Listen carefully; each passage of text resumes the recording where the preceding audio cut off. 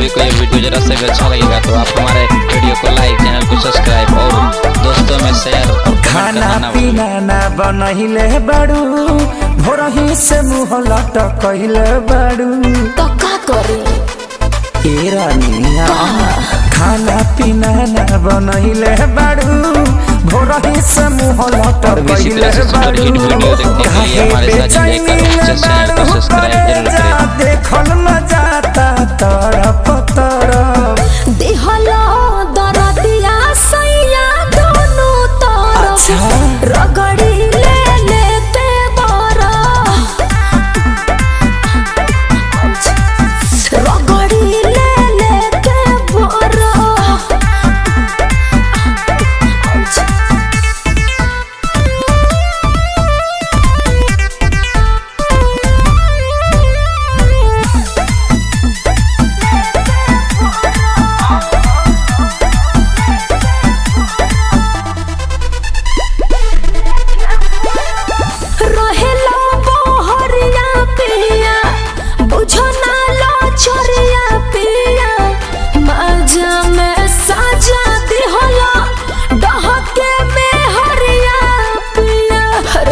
बुझत कहे नहीं गलती तुहारी सुन धनिया हमार रहे तोहरो त मन आगे बढ़े परिवार तोहरे लागो दी उदास लगे रानी चढ़े जकोरा छरफ छरफ दिहला दरदिया सैया दोनों तरफ रगड़ी ले लेके बरा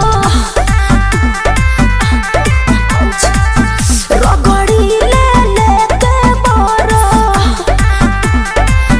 प्लीज सब्सक्राइब नो माय चैनल साजन जेकर official channel L2 bell icon press मी।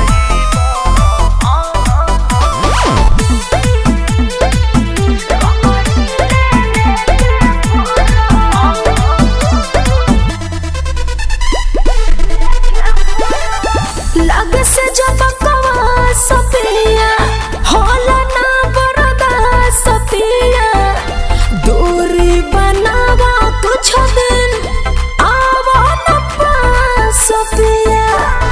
अच्छा तो सुना जनी तुरा तू उम्मीद नहीं कर धनी जिद हमारा खतनी मन भोरे छुछी जब खरीद पवन खेसारी धोती जतिया लेके घुमाता सरफ सरफ।